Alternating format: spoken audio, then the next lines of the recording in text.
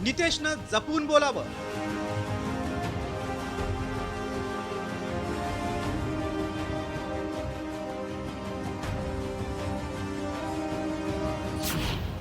भाजपचे राणे विरुद्ध शिवसेनेचे राणे.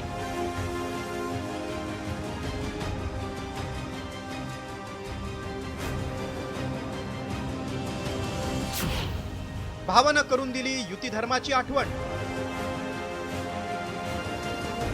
म्हणून हे किती कोणी इकडे तिकडे नाचले, कोणी इकडे तिकडे अगर ताकद दाखवली, पण शेवटी सगळ्यांचा बाप म्हणून भारतीय जनता पक्षाचाच मुख्यमंत्री बसलाय, हे प्रत्येकाने लक्षात ठेवा. ऐकलत? कुणी किती ताकद दाखवण्याचा प्रयत्न केला तरी तुमचा सगळ्यांचा बाप मुख्यमंत्री पदावर बसलाय असं वक्तव्य करून भाजपचे मंत्री नितेश राणेंनी शिंदे गट आणि अजित पवारांच्या राष्ट्रवादीला इशाराच दिलाय. हाच इशारा नितेश राणेंचे भाऊ आणि शिंदे गटाचे आमदार असलेल्या निलेश राणेंना चांगला झोंबलाय. निलेश राणेंनी नितेश राणेंना थेट युती धर्माचीच आठवण करून दिली. की भारतीय जनता पक्षाच्या कार्यकर्त्यांनी नेहमी एक लक्षात ठेवा की देशाचा पंतप्रधान हे भारतीय जनता पक्षाचे आहेत, राज्याचे मुख्यमंत्री हे भारतीय जनता पक्षाचे आहेत. म्हणून हे किती कोणी इकडे तिकडे नाचले, कोणी इकडे तिकडे अगर ताकद दाखवली, पण शेवटी सगळ्यांचा बाप म्हणून भारतीय जनता पक्षाचाच मुख्यमंत्री बसलाय, हे प्रत्येकाने लक्षात ठेवा. विषय जो बोलायचा होता की आपण महायुतीमध्ये आहोत, महायुतीमध्ये वातावरण तसं चांगलंच आहे आणि ते चांगलंच राहिलं पाहिजे, त्याच्या पलीकडे काय नाही. मात्र निलेशजी तुम्ही टॅक्स फ्री आहात असं म्हणत निलेश राणेंना डिवचलंय. त्यामुळे राणे बंधूतील कलगीतुरा वाढण्याची शक्यता असल्यानं थेट भाजपचे प्रदेशाध्यक्ष चंद्रशेखर बावनकुळेंनी सारवासारव करण्याचा प्रयत्न केला. तर ठाकरे गटानंही संधी साधत नितेश राणेंना सबुरीचा सल्ला दिलाय. माननीय मुख्यमंत्री राज्याचे प्रमुख आहे, राज्याचे नेते आहेत, राज्याच्या सरकारमधलं मुख्यमंत्री हे राज्य चालवतात, त्यामुळं काही अन्याय झाला असेल तर तो दूर माननीय मुख्यमंत्र्याकडनं होऊ शकतो असा बोलण्याचा सूर त्यांचा होता. पण ते बाप वगैरे निघाला आहे तेवढा एक थोडा त्या ठिकाणी काही मन दुखले असतील. नाही, मला असं वाटतं की खरंच नितेशने अतिशय सांभाळून बोललं पाहिजे. तुमच्या सोबत घेतलेले पक्ष उडी मारून येऊन मांडीवर बसलेल्या पक्षांना तुम्ही डिच करताय. विरोधी पक्ष तर आम्ही त्या गोष्टीकडे फारसं सिरियसली घेतच नाही आहे, पण किमान सत्तेत असलेल्या पक्षाला तरी डिच करू नका असं आता आम्हाला सांगण्याची गरज आहे. विधानसभा निवडणुकीपूर्वी निलेश राणेंनी शिंदे गटात प्रवेश केला, त्यामुळे एकाच घरातल्या राणे बंधूंचे पक्ष वेगवेगळे आहेत. आता याच पक्षांच्या भेदामुळे नात्यातही कलगीतुरा रंगलाय. मात्र पक्षांसाठीचा भावाभावांमधील संघर्ष नारायण राणेंसह पक्षातील वरिष्ठ नेत्यांकडून मिटणार की हा संघर्ष आणखी पेटत राहणार? ब्युरो रिपोर्ट, साम टीव्ही न्यूज. भावाभावात कसा कलगीतुरा रंगला ते आपण पाहिलं. दरम्यान भाजपचे मंत्री नितेश राणेंनी केलेल्या वक्तव्यावरून राजकारण्यांनी त्यांचे कान टोचलेत. पाहूयात. निलेश राणे यांनी जो त्यांना मोठ्या भावाचा भावकीचा सल्ला दिलेला आहे, तो सल्ला त्यांनी पाळावा. महायुतीमध्ये कुठेही असं वितुष्ट होईल असं त्यांनी बोलू नये जाहीर, असं त्यांच्या भावांनीच त्यांना सांगितलेलं आहे.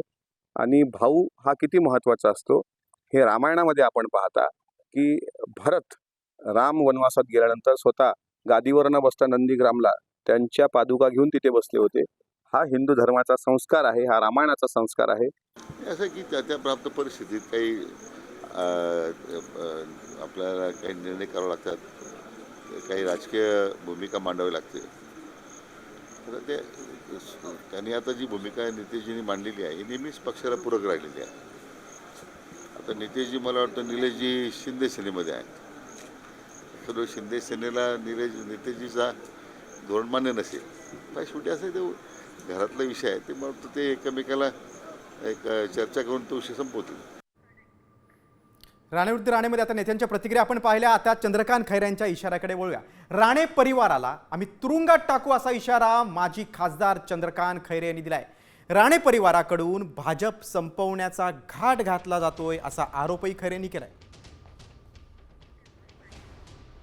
नारायण राणे असतील, हे दोन पोरं असतील, याने पूर्णपणे भारतीय जनता पार्टी संपवण्याचा घाट त्यांचा सुरू झालेला आहे. कशामुळे माहिती आहे ना, शिस्त नाही त्यांना काही, भाजपमध्ये जरी गेले असं शिस्त नाही आहे. त्यांच्याकडे पाहणंच नको, कारण काही बोलतात ते इतक्या घाणेरड्या प्रकारे बोलताना की इतकं काही बोलायचं असतं का काही. हे जेलमध्ये जातील काही दिवसानंतर, हे जेल त्यांचे इतके प्रकरण आहे ते सगळं आम्हाला माहीत आहे आणि तेच जेलमध्ये जातील.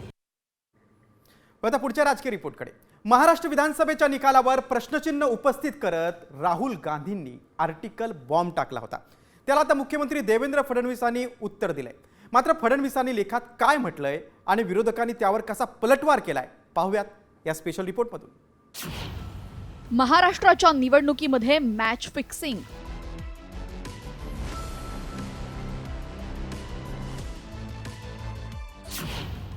गांधींच्या लेखाला फडणवीसांचं उत्तर.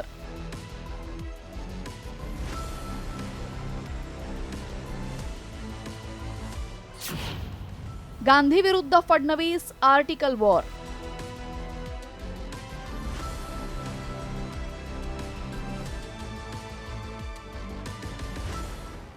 महाराष्ट्र विधानसभा निवडणूक निकालावरनं आता सुरू झालंय आर्टिकल वॉर.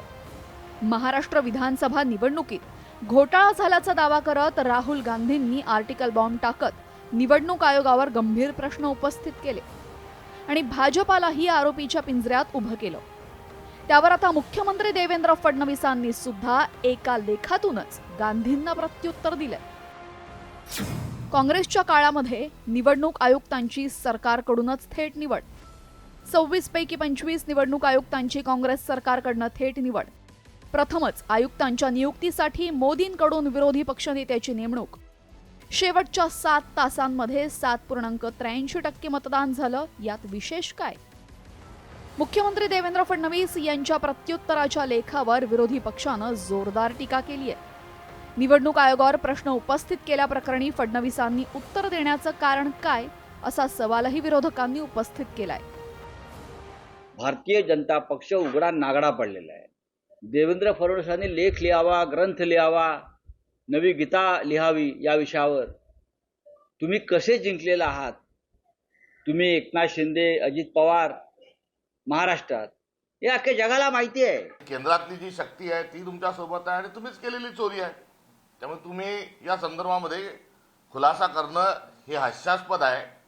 आणि राहुल गांधींच्या संदर्भात ते जे काही बोलले ते उलटा चोर कोतवाल को डाटे. रामशास्त्री प्रभुणेच्या बाण्यामध्ये त्यांनी असल्याचा आविर्भाव केला. मात्र हे रामशास्त्री प्रभुणे नाहीत, तर एकंदर देवेंद्र फडणवीसांचा कारभार जो आहे हा घाशीराम कोतवालांसारखा आहे. राहुल गांधींच्या लेखाला फडणवीसांनी प्रत्युत्तर देण्यावरनं टीकेची झोड उठली. त्यामुळे आता फडणवीसांनी पुन्हा राहुल गांधींना आत्मचिंतन करण्याचा सल्ला दिलाय. लेखाचं उत्तर लेखाने दिलेलं आहे, फॅक्ट्स अँड फिगर्स सहित दिलेलं आहे. त्याच्यामुळे मला असं वाटतं की आता तरी राहुल गांधी अशा प्रकारचं बोलणं सोडतील. निवडणुकीमधील मॅच फिक्सिंगच्या आरोपाला निवडणूक आयोगानं न्यूज एजन्सीमार्फत उत्तर दिलंय. तर फडणवीसांनीही आर्टिकल वॉर छेडलेलं आहे. मात्र आता फडणवीसांच्या दाव्यांना पुन्हा राहुल गांधी काही उत्तर देणार की या आर्टिकल वॉरला पूर्णविराम देऊन याच मुद्द्यावर पावसाळी अधिवेशन गाजवणार याचीच उत्सुकता आहे. ब्युरो रिपोर्ट, साम टीव्ही न्यूज. मुख्यमंत्र्यांनी राऊतांना देखील टोला लगावलाय. ती बातमी आपण आता पाहूया. ठाकरे सेनेचं मुखपत्र सामनामधून मोदींवर टीका करण्यात आली. पंतप्रधान मोदी हे लष्करी गणवेशात राजकीय प्रचारात दंग राहिलेत. त्यांच्या भक्तांनी लष्करी गणवेशातले मोदींचे फोटो वापरून राजकारण सुरू केलंय, असा घणाघात खासदार संजय राऊतांनी केलाय. त्यावर आता फडणवीसांनी प्रत्युत्तर दिलंय. सामना काय आहे असा सवाल करत फडणवीसांनी संजय राऊतांवर पलटवार केलाय. राजकीय कारणासाठी पंतप्रधानांचे गणवेशातले फोटो वापरले जाऊन बिहार वगैरे जिथे निवडणूक आहेत तिथे भारतीय जनता पक्षाचे लोक हे फोटो वापरतात. भारतीय जनता पक्षाच्या राष्ट्रीय अध्यक्ष असतील किंवा त्या राज्याचे अध्यक्ष असतील त्यांच्यावर गुन्हे दाखल व्हायला पाहिजेत. सामना काय काय काय फार कुठं कोणाला सर्टिफिकेट देणारी संस्था आहे की काही त्यांनी खूप मोठं काही काम केलेलं आहे? काय हिंदू हृदय सम्राट शिवसेना प्रमुख बाळासाहेब ठाकरे होते तेव्हा सामना होता. आता काय? पुढची बातमी आता राष्ट्रवादी काँग्रेसच्या गोटातून. गेल्या काही दिवसांपासून राज्यात ठाकरे बंधू एकत्र येण्याची चर्चा रंगली होती आणि त्याच पार्श्वभूमीवर आता पवार काका पुतण्याचं देखील मनोमिलन होण्याची शक्यता वर्तवली जाते. यावर मिटकरींचं एक सूचक वक्तव्य आहे. पांडुरंगाची इच्छा असल्यास बहीण भाऊ आषाढी एकादशीपर्यंत एकत्र येऊ शकतात असं आमदार मिटकरी म्हणालेत. त्यावर सुप्रिया सुळेंनी प्रतिक्रिया दिली आहे. कार्यकर्त्यांना विश्वासात घेऊनच योग्य तो निर्णय घेतला जाईल असं सुप्रिया सुळेंनी म्हटलंय. पांडुरंगाची इच्छा असली तर आषाढी एकादशीपर्यंत तेही होईल. अजून तसा काही प्रस्ताव असल्याचं कळलेलं नाही, पण 10 तारखेला पक्षाचा मेळावा पुण्याला होतोय, त्यामुळं 10 तारखेपर्यंत आपण वाट बघा. पवार साहेबांच्या कामाची पद्धत तुम्ही 6 दशकं म्हणजे तुमच्या सगळ्यांच्या जन्माच्या आधीपासून सगळ्यांनी पाहिलेली आहे की पवार साहेब जो काही निर्णय घेतात किंवा जे काही मार्गदर्शन करतात ते लोकशाही पद्धतीनेच होतं. त्याच्यामुळे जो काही निर्णय पक्षाचा असेल तो त्या शेवटच्या कार्यकर्त्याला कॉन्फिडन्समध्ये घेऊनच त्याच्या मनात जो असेल तोच निर्णय पक्ष घेईल. युनिलॅटरली आम्ही कुठलाही निर्णय आजपर्यंत घेतला नाही आणि घेणारही नाही. खरंच आषाढी एकादशीपर्यंत आता ताई दादा एकत्र येणार का याची उत्सुकता असताना उद्या पुण्यात शरद पवार आणि अजित पवार मात्र एकत्र येणार आहेत, एकाच मंचावर असणार आहेत. कार्यक्रम आहे वसंतदादा शुगर इन्स्टिट्यूटमधल्या चर्चासत्राचा. ऊस उत्पादकतेसाठी AIचा वापर या चर्चासत्रात ते उपस्थित राहतील. शरद पवारांच्या अध्यक्षतेखाली होणाऱ्या या कार्यक्रमाला सहकार मंत्री बाबासाहेब पाटील, कृषी मंत्री माणिकराव कोकाटे देखील उपस्थित राहणार आहेत.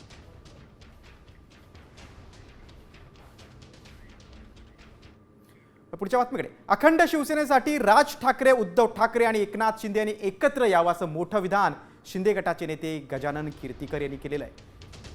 राज आणि उद्धव यांनी एकत्र आलं पाहिजे ही इच्छा महाराष्ट्रातील असंख्य शिवसैनिकांची आहे असं देखील त्यांनी म्हटलेलं आहे. शिवसैनिकांसाठी, महाराष्ट्रासाठी ते गरजेचं आहे असं देखील कीर्तीकर म्हणाले. तसंच राज ठाकरे आणि उद्धव ठाकरे एकत्र न येण्यासाठी अदृश्य शक्ती असल्याचंही कीर्तीकर यांनी म्हटलेलं आहे.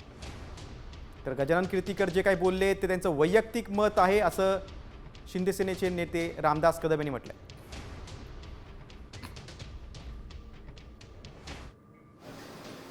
हा जो मोठा जनाधार जो आहे शिवसेनेचा बाळासाहेबांनी तयार केलेला तो विस्कळीत व्हायला लागलेला आहे आणि तो एकत्र येणं म्हणजे राज ठाकरे, उद्धव ठाकरे यांनी तर एकत्र आलंच पाहिजे. ज्या पद्धतीने एकनाथ शिंदेने बाळासाहेबांचा विचार पुढे घेऊन शिवसेना त्याचं नेतृत्व करत आहेत, त्यांच्याकडे सुद्धा जनाधार आहे शिवसेनेचा, ते देखील याच्यामध्ये सामील झाले पाहिजे. गजानन कीर्तीकर साहेब जे बोलले ते त्यांचं वैयक्तिक मत आहे, ते पक्षाचं मत नाही. मी आठू साहेब, गजाभाऊ आम्ही तिघे बसणार आहोत आणि जे गैरसमज झाले होते ते सगळे गेले निघाले, झाले माहिती होतं. त्यामुळं तो जो विषय आहे तो त्यांचा वैयक्तिक होता, पक्षाचा नाही. गजानन कीर्तीकरांसारख्या ज्येष्ठ नेत्यानं हे असं वक्तव्य केल्यानं आता त्याचे राजकीय पडसाद उमटणारच आहेत. पुढे आता निलेश राणेंच्या वक्तव्याकडे. राज आणि उद्धव ठाकरेंच्या युतीच्या चर्चेवर शिवसेनेचे आमदार निलेश राणेंनी देखील भाष्य केलंय. ज्यांना भीती वाटत असेल आणि भीतीपोटी ते एकत्र येणार असतील तर त्याला आम्ही काय करणार अशी खोचक टीका निलेश राणेंनी केली. त्यांनी एकत्र यावं किंवा न यावं हा त्यांचा विषय आहे ना. त्यांनी बॅट बॉल खेळावा की टेबल टेनिस खेळावा हा त्यांचा विषय आहे. आम्ही कसं काय बोलणार त्याच्यामध्ये. त्यांचे स्वतंत्र पक्ष आहेत, त्यांनी त्यांचं बघावं. पण काही जरी झालं तरी महायुती मोठ्या फरकाने येणाऱ्या स्थानिक स्वराज्य निवडणुका जिंकणार, तयारी तशी चालू आहे आणि जनमानसामध्ये तशी इमेज आमच्या सरकारची तशी झालेली आहे. म्हणून ज्यांना भीती वाटत असेल आणि त्या भीतीपोटी एकत्र येत असतील त्याला आम्ही काय करणार. पुढची बातमी आता सांगलीच्या राजकारणातून. ठाकरे सेनेचे नेते चंद्रहार पाटील आता सोमवारी शिंदेंच्या शिवसेनेत प्रवेश करणार असल्याची शक्यता आहे. चंद्रहार पाटलांनी सोशल मीडियावर पोस्ट केली आहे. यात त्यांनी सरकारसोबत जाण्याचा निर्णय घेतल्याचा उल्लेख केला आहे. राज्यातील क्रीडा क्षेत्रात काम करत असताना बऱ्याच अडचणी, त्रुटी, गैरकारभार अनुभवलेले आहेत, परंतु प्रत्यक्ष शासन सहभागाशिवाय असे प्रश्न मार्गी लागणं कठीण आहे. त्यामुळे क्रीडा क्षेत्रात सुसूत्रता आणण्यासाठी आणि सामाजिक राजकीय क्षेत्रात काम करण्यासाठी मी माझ्या सहकाऱ्यांनी सरकारसोबत जाण्याचा निर्णय घेतल्याचं चंद्रहार पाटलांनी या पोस्टमध्ये नमूद केलेलं आहे. सांगलीमध्ये लोकसभा निवडणुकीत चंद्रहार पाटलांचा पराभव झाला होता. बघा, चंद्रहार पाटील आपल्या पोस्टमध्ये म्हणतात की क्रीडा क्षेत्रात काम करताना बऱ्याच अडचणी आल्या, त्रुटी आल्या, गैरकारभार अनुभवले. शासन सहभागाशिवाय प्रश्न मार्गी लागणं कठीण आहे. क्रीडा क्षेत्रासह सामाजिक राजकीय क्षेत्रात काम करण्यासाठी मी आणि माझ्या सहकाऱ्यांनी सरकारसोबत जाण्याचा निर्णय घेतला आहे.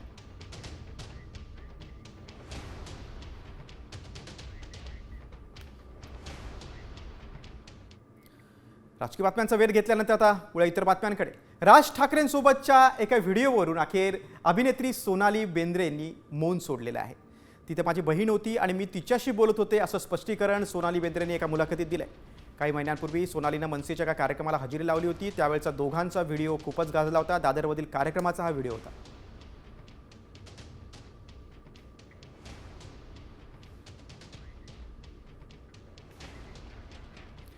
बघा सोनाली बेंद्रे यांनी नेमकं काय म्हटलं ते पाहूया आपण. So I have to ask you that because that video went viral recently. I can't show it because we don't have the rights to it. But where you turned and looked at Raj and then it went viral on social media ki ye 20 years ago he had a crush on Sonali. And Did things he? like- I Yeah. doubt it, but yeah. When you turn, I think he was little hesitant, piche se, and you just, it was a very innocuous video. No. And I'll then tell it you went what. Honestly, that when I spoke and I called, I was talking to my sister who was right there. Behind him. Yeah. But- Not even behind him. Was it behind him? I don't know. But that was to my sister. But there's who no I was gossip telling her, about you just now. come. Raj's wife, her mother, and my Masis are best friends. Okay. Her mother has held me 10-day-old because you know how? My mother's younger sister, that Masi. पुढची बातमी आता अमरावतीमधून.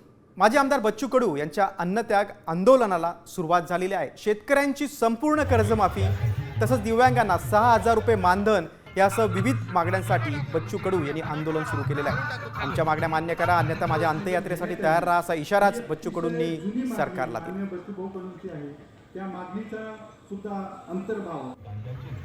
शेतकऱ्याची कर्जमाफी आहे, दिव्यांगांचा 6,000चं मानधन असेल, मच्छीमार आणि मेंढपाळ आणि दूध व्यवसायासाठी एक स्वतंत्र धोरण असलं, कारण धोरण असलं पाहिजे. कलेक्टरचा पगार वेळेवर निघतं, मंत्र्याचा पगार वेळेवर निघतं, पण दिव्यांगाचा पगार 6-6 महिने का लेट लागतो. तेच विधवा महिलांचं सुद्धा तसंच आहे. म्हणजे या सगळ्या मागणीसाठी आम्ही आज अन्नत्याग आंदोलन करतो आहे.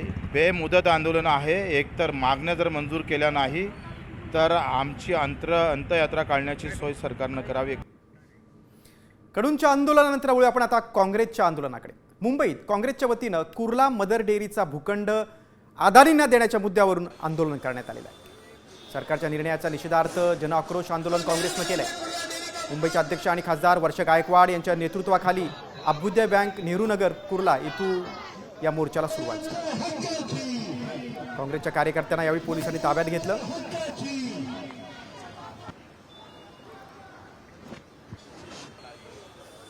कोणासाठी चाललंय सरकार, कोणासाठी काम करतंय?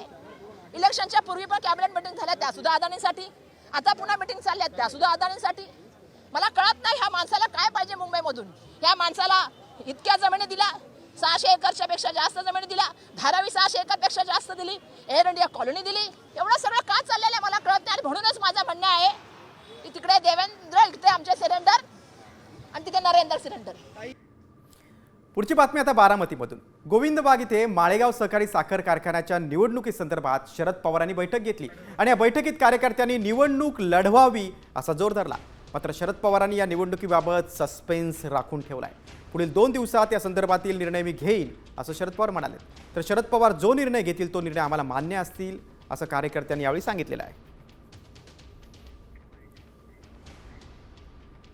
राहिलेल्या 2 दिवसाशी परवा दिवशी मी सभासदांचं हित, कामगाराचं हित या दृष्टिकोनातून निवडणुकीच्या निमित्ताने योग्य निर्णय घेण्याचा प्रयत्न विचारत आहे असे साहेबांनी त्या ठिकाणी. साहेबांनी जर अजित पवारांच्या गटाला जर पाठिंबा दिला तर कार्यकर्ता म्हणून तुमची काय भूमिका असेल? आम्ही साहेबांबरोबर आहे सर्वजण. कुणीही साहेबांच्या निर्णयाला विरोध करणार नाही.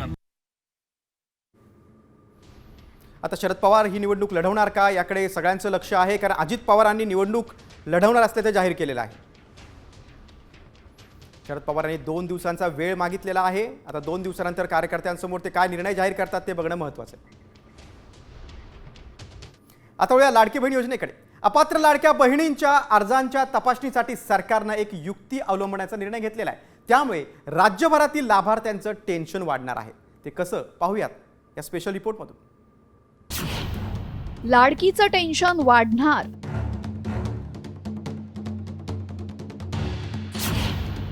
अपात्र लाडकीचे लाड थांबवणार.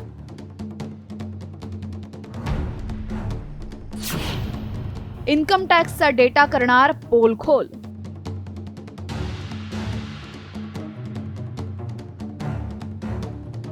महायुती सरकारनं सत्तेत आल्यानंतर बोगस लाडक्या बहिणींना अपात्र करण्याचा सपाटाच लावलाय. त्यातच आता सरकारनं लाभार्थ्यांच्या व्यापक पडताळणीसाठी नवी युक्ती अवलंबण्याचा निर्णय घेतलाय. यासाठी सरकारकडनं आयकर रिटर्न डेटाचा वापर केला जाणार आहे. महिला आणि बालकल्याण विभागाच्या सचिवांना आयकर कायद्याच्या कलम 138 अंतर्गत IT डेटा मिळवण्याची परवानगी देण्यात आलेली आहे. विभागानं सध्या 2.52 कोटी अर्जांची यादी तपासण्यासाठी विशेष समिती नेमलेली आहे. या अंतर्गत कर भरणाऱ्या किंवा सरकारी नोकरीत असलेल्या कुटुंबातील महिलांचे अर्ज अपात्र ठरवले जातील. इन्कम टॅक्सकडील माहितीनुसार 2.5 लाखांपेक्षा जास्त उत्पन्न असलेल्या 50 लाखांहून अधिक महिला अपात्र ठरतील अशी शक्यता आहे. मात्र याआधी कोणत्या कारणांमुळे लाडकींना अपात्र ठरवण्यात आलं होतं पाहूयात.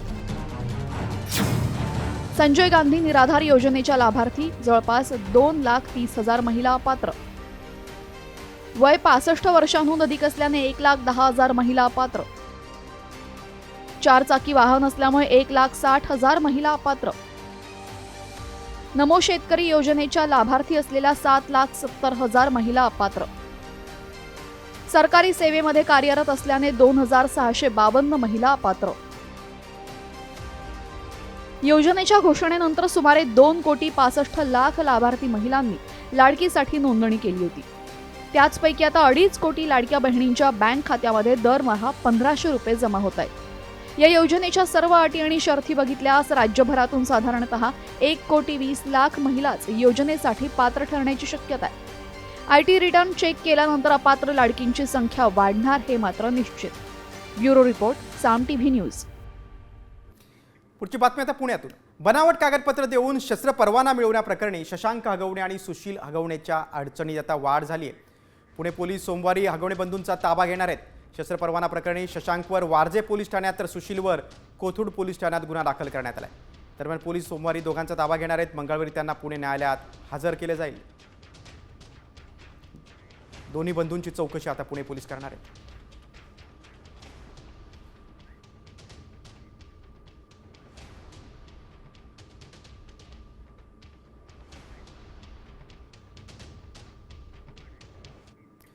पुढच्या रिपोर्टकडे.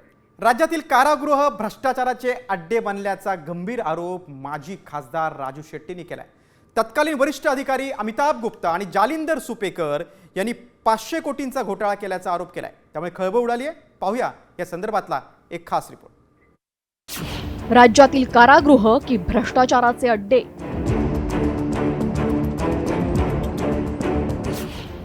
कैद्यांच्या नावाखाली 500 कोटींचा घोटाळा.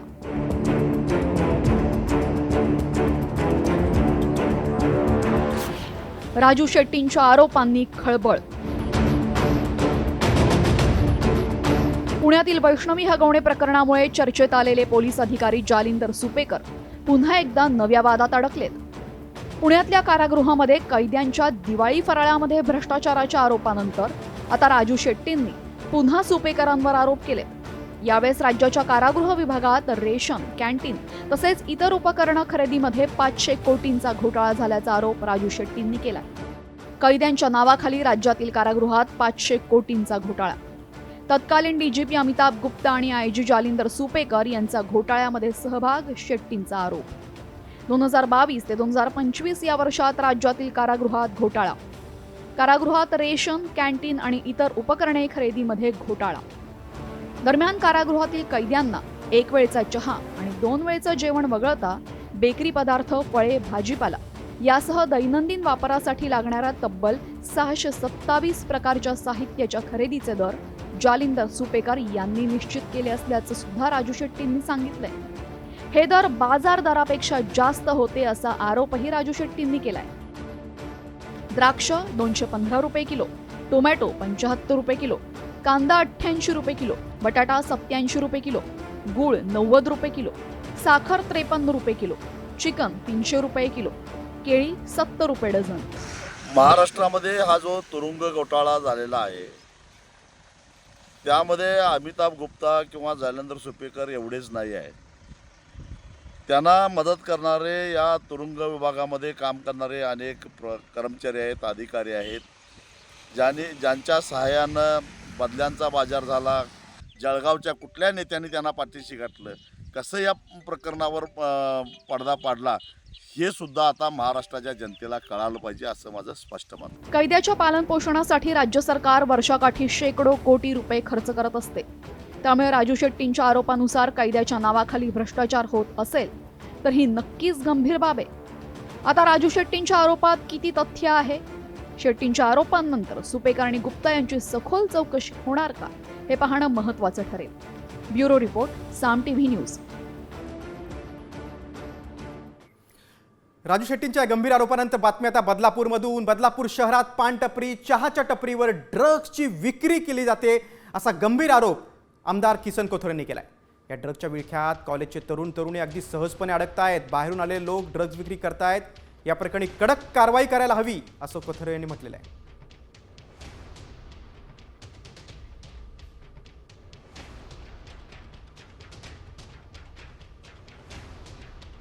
अमुक ठिकाणी मला डाऊट होतो. मी खूप बारकाईने पाहत असतो. चहाच्या टपरीवर कुठं विकलं जाते ना तर त्या ठिकाणी काही कोणाला पाठवतो आणि पकडून करतो. बदलापूर शहरामध्ये हे कधी चालू येणार नाही आणि चालवाच विक्री करणारे बाहेरचे येतात आणि आपल्या काही टपरीवाल्यांना बळी पडतात. आता काय कारवाई होते ते बघणं महत्वाचं आहे. बातमी आता मुंबईतून. अभिनेता दिनो मोरियाच्या अडचणीत वाढ झाली कारण मिठी नदी गाळ घोटाळा प्रकरणी आता दिनोची ईडीकडून त्याला समन्स बजावण्यात आलंय. मिठी नदी घोटाळा प्रकरणातील मुख्य आरोपी केतन कदम यानं अभिनेता दिनो आणि त्याच्या भावाशी फोनवरून संभाषण केल्याचं चौकशीत आढळलंय आणि त्यामुळेच आता ईडीनं समन्स बजावलंय. एकूण 8 जणांना समन्स आहे. मिठी नदी घोटाळा प्रकरणात सहभाग असल्याचा आरोप आहे.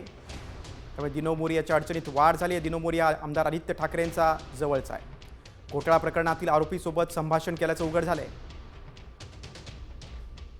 गाळ काढण्याचं करार, यंत्रसामग्री भाड्यानं देण्याच्या कामात दिनोची भूमिका होती असा आरोप. दिनो मोरियाचा भाऊ सँटिनोचाही सहभाग असल्याचा आरोप आहे.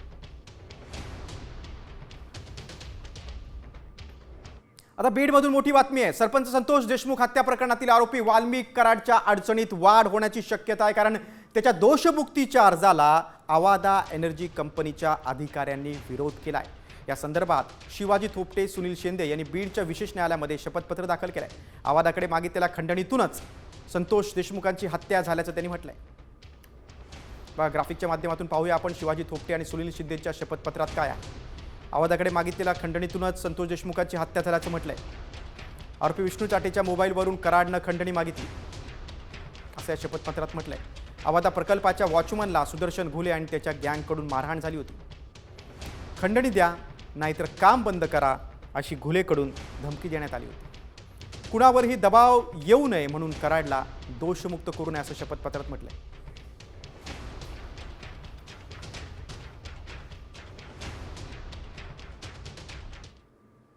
राज्यातल्या बातम्यांचा वेध घेतल्यानंतर आता एक वेगळी बातमी. गाझापट्टीमध्ये युद्ध पेटल्यानं नागरिकांचं जगणं महागलंय.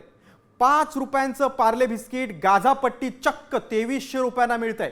मात्र हेच बिस्किट गाझापट्टीत एका व्यक्तीनं आपल्या मुलीसाठी खरेदी केल्यानंतर तिथली भीषणता जगासमोर आलेली आहे. पाहूया या संदर्भातला एक खास रिपोर्ट. युद्ध पेटलं, जगणं महागलं.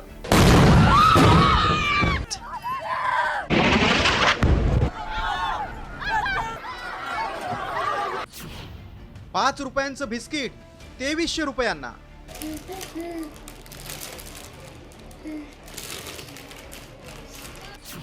गाझापट्टीत संघर्ष, लोकांची उपासमार. युद्धाची भीषणता जगाला दाखवणारा हा मन सुन्न करणारा व्हिडिओ पहा. गाझापट्टीतील बाप लेकांचा हा व्हिडिओ पाहून जगभरातून हळहळ व्यक्त होते.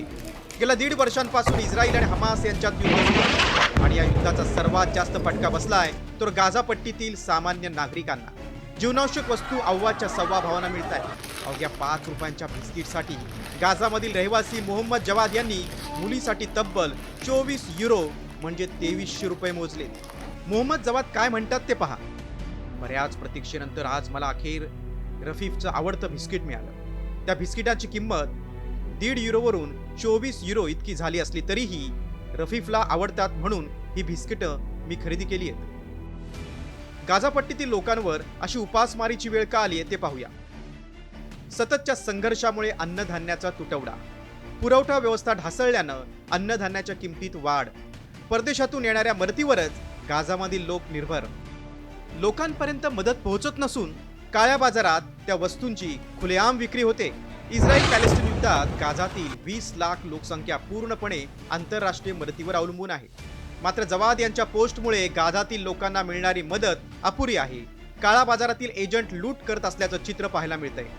गेले अनेक वर्ष इस्रायल पॅलेस्टाईनमध्ये संघर्षाचं वातावरण आहे आणि यात भरडला जातोय तो तिथला सामान्य माणूस. जवाद यांची पोस्ट हे सर्वसामान्यांचं अनिश्चित जगणंच अधोरेखित करतंय. ब्युरो रिपोर्ट, साम टीव्ही न्यूज. गाझापट्टीतील हे सगळं वास्तव पाहून अस्वस्थ व्हायला होतं. आता अशीच अस्वस्थ करणारी एक बातमी आहे बंगळुरूमधून. बंगळुरू चेंगराचेंगरीच्या घटनेमध्ये मृत्युमुखी पडलेल्या मुलाच्या समाधीवर वडिलांचा हृदयद्रावक आक्रोश पाहायला मिळाला. बंगळुरूच्या एम चिन्नास्वामी स्टेडियम बाहेर बुधवारी झालेल्या चेंगराचेंगरीत 11 जणांचा मृत्यू झाला. त्यामध्ये कर्नाटकच्या हासन जिल्ह्यातील 21 वर्षीय भूमिक लक्ष्मण याचाही समावेश आहे. घटनेनंतर भूमिकचे वडील बीटी लक्ष्मण यांचा मुलाच्या समाधीवर रडतानाचा व्हिडिओ सोशल मीडियावर व्हायरल झाला.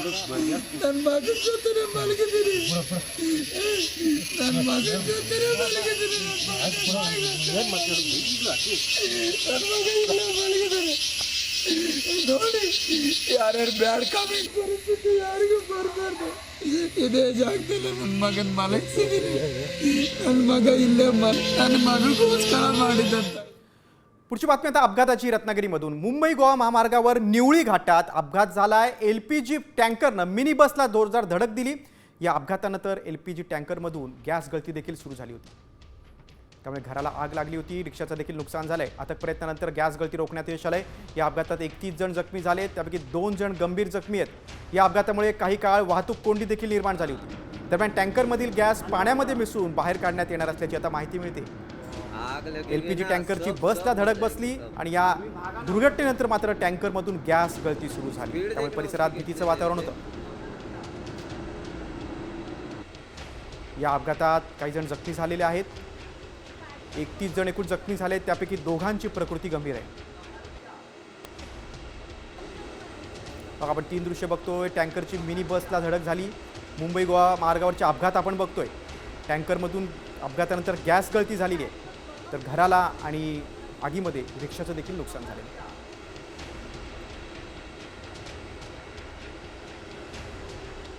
या अपघाताच्या बातमीनंतर पुढची बातमी आता मुंबईतून. मारहाणीची. टोळक्याकडून 2 महिलांना अगदी अमानुष मारहाण झाली, त्याचे व्हिडिओ समोर आलेले आहेत. माटुंगा परिसरातील ही धक्कादायक घटना आहे. पाणी चोरीची तक्रार केल्यामुळे मारहाण झालेली आहे. अगदी तलवार आणि कोयत्यानं या महिलांवर हल्ला झालाय. त्यामुळे 3 महिला गंभीर जखमी झालेल्या आहेत.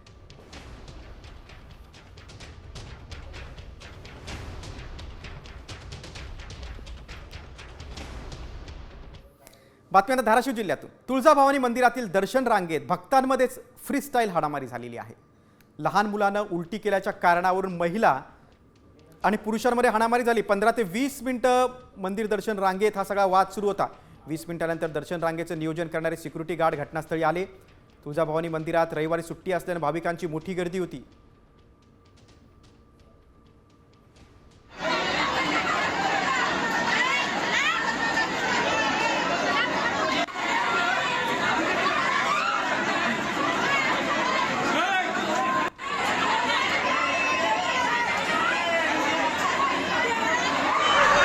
हाणामारीची घटना आहे नवी मुंबईतून.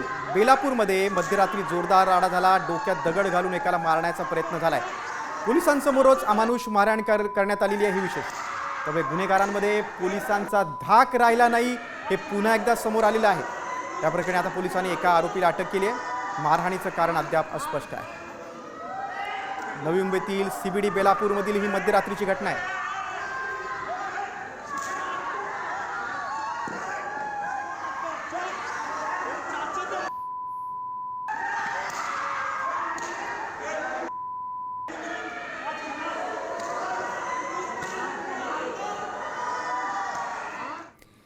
नवी मुंबईतल्या बातमीनंतर पुढची बातमी आता अहमदाबादमधून.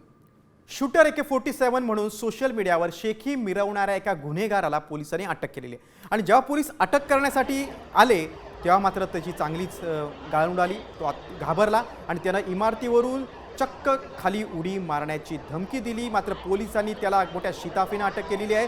त्याच्या अटकेचा व्हिडिओ आता समोर आलाय. अभिषेक तोमर उर्फ शूटर AK-47 असं त्याचं नाव आहे. त्याला अहमदाबाद पोलिसांनी अटक केली आहे.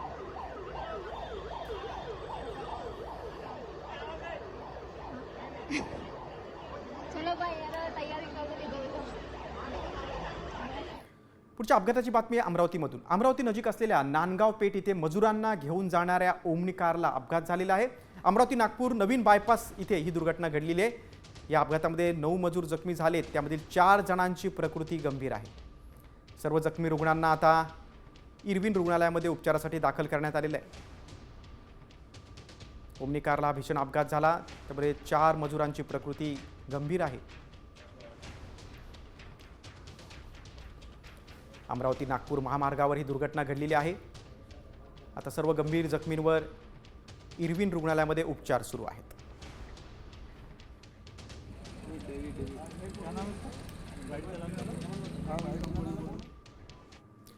पुढची बातमी आता कोरोनाची. राज्यात आज 77 नव्या कोरोना रुग्णांची नोंद झाली आहे. त्यामध्ये मुंबईतील 25 रुग्ण आहेत, तर पुण्यात 39 रुग्णांची नोंद झालेली आहे.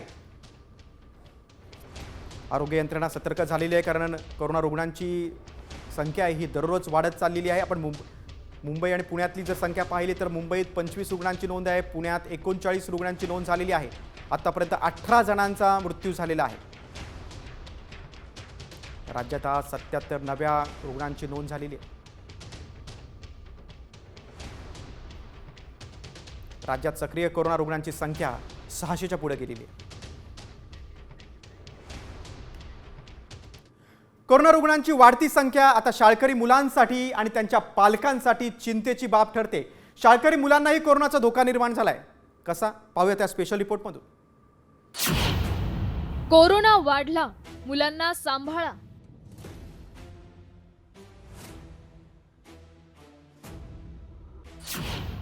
कोरोनामुळे वाढलं पालकांचं टेन्शन.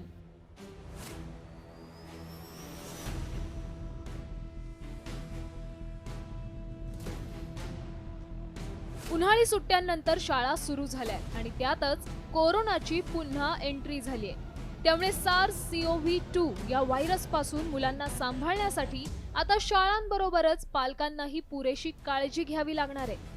IMFच्या माहितीनुसार मुलांमध्ये कोणत्या साथीच्या रोगांचा प्रसार होतोय पाहूयात. आजारांची साथ, लहान मुलांना धोका. देशाच्या रुग्णसंख्येत लहान मुलांचं प्रमाण 13%. मुलांमध्ये कोरोना आणि पोटाच्या आजाराचा वेगानं प्रसार. लहान मुलांना विषाणूजन्य संसर्गाचा धोका जास्त.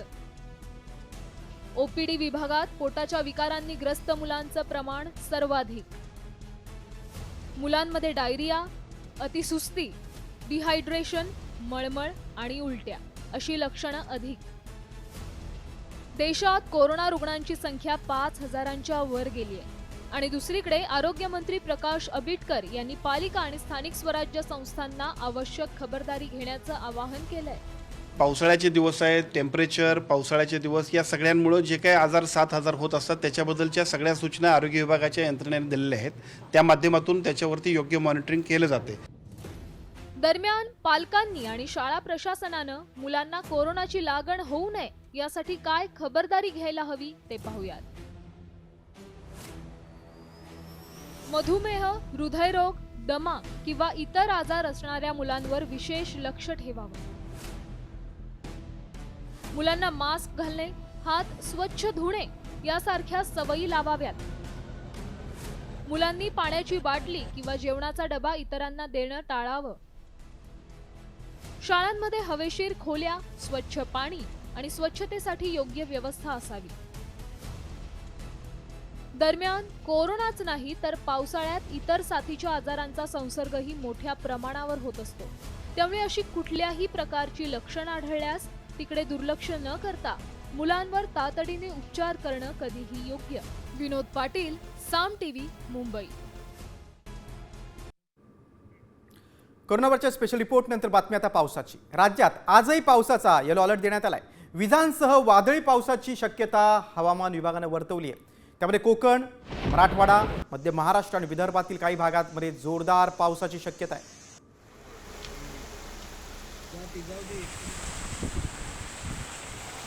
बघा, राज्याच्या नकाशावर आपण पाहूया कुठले कुठले जिल्हे आहेत. रायगड, रत्नागिरी कोकणातील 2 जिल्हे आहेत. त्यानंतर अहिल्यानगर, पुणे, सातारा, सोलापूर, छत्रपती संभाजीनगर, जालना, बीड, परभणी. त्यानंतर हिंगोली, नांदेड, बुलढाणा, अकोला, अमरावती म्हणजेच मराठवाडा आणि विदर्भातील काही जिल्हे आहेत. वर्धा, वाशिम, यवतमाळ, गडचिरोली या विदर्भातल्या जिल्ह्यात देखील येलो अलर्ट आहे.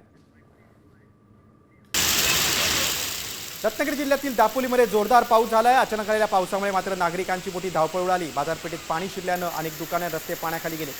पाण्यातून वाट काढताना नागरिकांचे हाल झाले. काही ठिकाणी पाणी तुंबल्यानं वाहन चालकांना अडचणींचा सामना करावा लागला.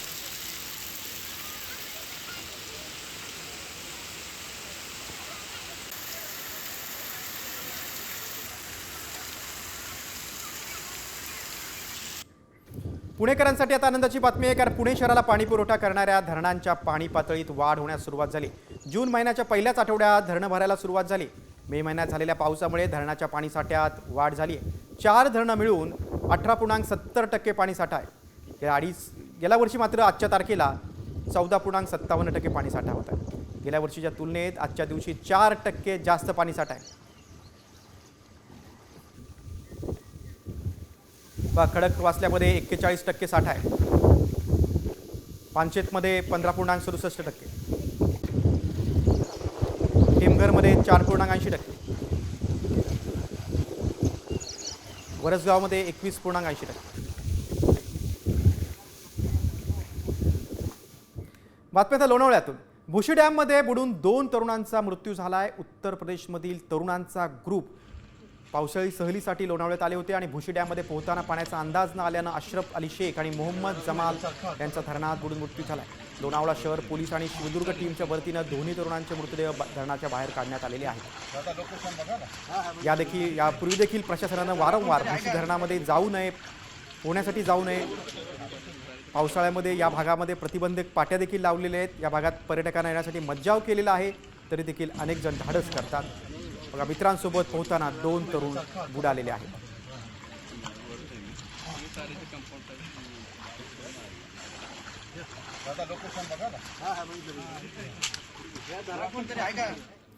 राज्यातल्या बातम्यांचा वेध घेतल्यानंतर आता एक वेगळी बातमी. मेल्यानंतर देखील तुम्हाला जिवंत राहता येणार आहे. 2050 पर्यंत माणूस अमर होणार आहे. मात्र माणसाला हे अमरत्व कसं मिळणार पाहूयात या स्पेशल रिपोर्टमधून. माणूस अमर होणार, मेल्यानंतरही जिवंत राहणार.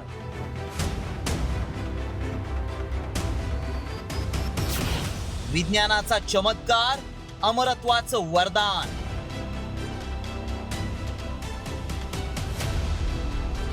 माणूस आता अमर होणार. आश्चर्य वाटून घेऊ नका. हे विधान आम्ही असंच करत नाहीये, तर याला विज्ञानाचा आधार आहे. येत्या 25 वर्षांनी तुम्ही या जगात नसाल, तरीही तुम्ही अमर होऊ शकता. आम्ही जे सांगतोय ते ऐकून तुमचा गोंधळ उडाला असेल, तेव्हा चला तोच क्लिअर करूया. माणसाच्या मनात नेहमीच मृत्यूची भीती असते आणि अमरत्वाची आस असते. पौराणिक युगात योगी तपश्चर्या करून देवाकडे अमरत्वाचं वरदान मागायचे. मात्र विज्ञान युगात तुम्हाला सहज अमरत्व मिळू शकतं. भविष्यवेत्ता आणि शास्त्रज्ञ डॉक्टर इयान पियर्सन यांच्या मते माणसाला 2050 पर्यंत मृत्यूनंतरही जिवंत राहणं शक्य होणार आहे. पण हे कसं होणार? मेंदूतील माहिती कॉम्प्युटर आणि रोबोटिक शरीरात अपलोड करता येणार. जेनेटिक इंजिनिअरिंगद्वारे वृद्धत्वाला रोखता येणार. मानवाच्या शरीरातील पेशी निरोगी ठेवता येणार. ब्रेन कॉम्प्युटर इंटरफेस तंत्रज्ञानाद्वारे आठवणी आणि विचार साठवता येतील. तांत्रिकदृष्ट्या मानवाला जिवंत राहता येईल. भविष्यवेत्ता आणि शास्त्रज्ञ डॉक्टर इयान पियर्सन यांनी 2050 पर्यंत माणूस कसा अमर होईल यासाठी माणसाला कोणत्या टप्प्यातून जावं लागेल हे देखील सांगितलंय. AI आणि मानवी मेंदूची क्षमता 2029 पर्यंत समान होईल. 2030 ला मानवी मेंदू संगणकीय प्रणालीशी जोडला जाईल. 2050 पर्यंत मानव डिजिटल स्वरूपात त्याची चेतना जतन करू शकेल. मानवी मेंदूचं आणि तंत्रज्ञानाचं हे मिलन मानवाला अमरत्वाकडे घेऊन जाणार आहे. प्रत्यक्ष शरीर नसलं तरी तंत्रज्ञान मानवाचा मेंदू कायम ठेवेल. मात्र हे वरदान ठरेल की शाप हे येणारा काळच ठरवेल. ब्युरो रिपोर्ट, साम टीव्ही न्यूज. विज्ञान क्षेत्रातल्या या स्पेशल रिपोर्ट नंतर एक आंतरराष्ट्रीय घडामोड. कोलंबियात निवडणूक प्रचारादरम्यान भर सभेत गोळीबार झाला. या गोळीबारात कोलंबियाच्या राष्ट्रपतीपदाचे उमेदवार मिगुएल उरिबे जखमी झाले. त्यांच्यावर रुग्णालयात उपचार सुरू आहेत. त्यांची प्रकृती चिंताजनक आहे. पोलिसांनी हल्लेखोराला अटक केली आहे. कोलंबियामध्ये 2026 मध्ये राष्ट्रपतीपदाची निवडणूक होणार आहे.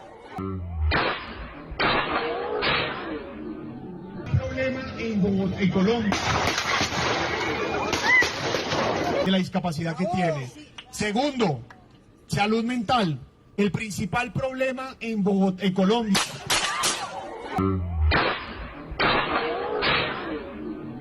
Problema en Bogotá, en Colombia. आपण पुन्हा एकदा राज्यातल्या बातम्यांकडे. बातमी आहे साताऱ्यातून. 99 मराठी साहित्य संमेलन आता साताऱ्यात होणार आहे. पुण्यातील मराठी साहित्य महामंडळाच्या बैठकीमध्ये हा निर्णय घेण्यात आलाय. साताऱ्यात होणार आहे 4थं साहित्य संमेलन आहे. साताऱ्याला 32 वर्षानंतर मराठी साहित्य संमेलनाचा मान मिळाला आहे.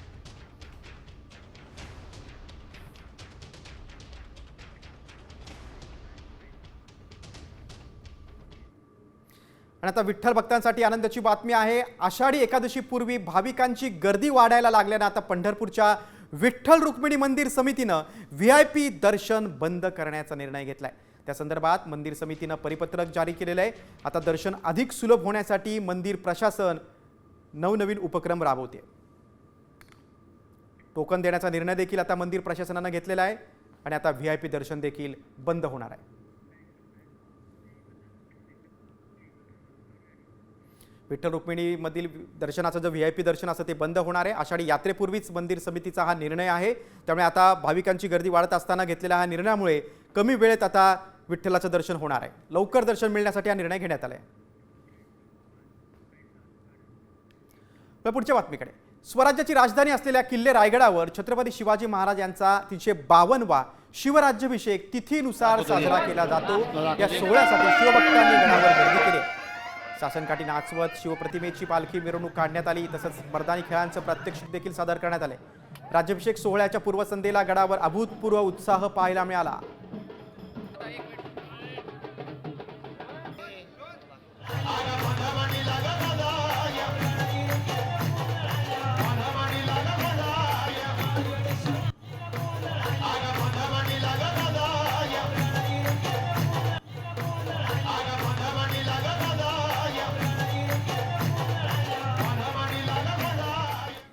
राज्यभरातल्या घडामोडी आपण पाहिल्या. आता आपण व्हायरल सत्य रिपोर्टकडे. एक रिक्षावाला रिक्षा न चालवताच महिन्याला तब्बल 5 ते 8 लाख रुपये कमवतोय. होय, असा दावा करणारा मेसेज आणि त्या रिक्षावाल्याचा फोटो देखील व्हायरल होतोय. पण हा रिक्षावाला खरंच महिन्याला एवढे पैसे कसे काय कमावतोय, यामागचं सत्य काय आहे याची आम्ही पडताळणी केली. त्यावेळी काय सत्य समोर आलंय चला पाहूयात.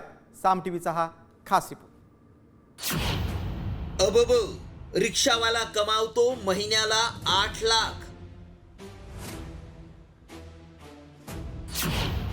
रिक्षा न चालवताच कमावतो लाखो रुपये. व्हायरल मेसेज मागचं सत्य काय? मुंबईतला एक रिक्षावाला महिन्याला तब्बल 5 ते 8 लाखांची कमाई करतोय. सोशल मीडियावर या रिक्षावाल्याची तुफान चर्चा सुरू आहे. महिन्याला तब्बल 5 ते 8 लाख म्हणजेच दिवसाला 15 ते 20 हजार रुपये हा रिक्षावाला कमावतोय. हा रिक्षावाला रिक्षा न चालवताच एवढे पैसे कसे कमावतो हाच प्रश्न सगळ्यांना पडलाय. पण खरंच रिक्षावाला महिन्याला एवढे पैसे कमावतो का? व्हायरल मेसेज मध्ये नेमका काय दावा केलाय पाहूया. राहुल रुपानी यांची पोस्ट. व्हिसाच्या अपॉइंटमेंटसाठी अमेरिकन वाणिज्य दूतावासात गेलो होतो. त्यावेळी सुरक्षा रक्षकांनी अडवलं आणि बॅग आत घेऊन जाण्यास मज्जाव केला. त्यावेळी रिक्षा चालकानं लॉकर सेवा दिली. रोज 20 ते 30 ग्राहक रिक्षावाल्याला मिळतात, ज्यातून दिवसाला 20 ते 30 हजार रुपयांची कमाई होते.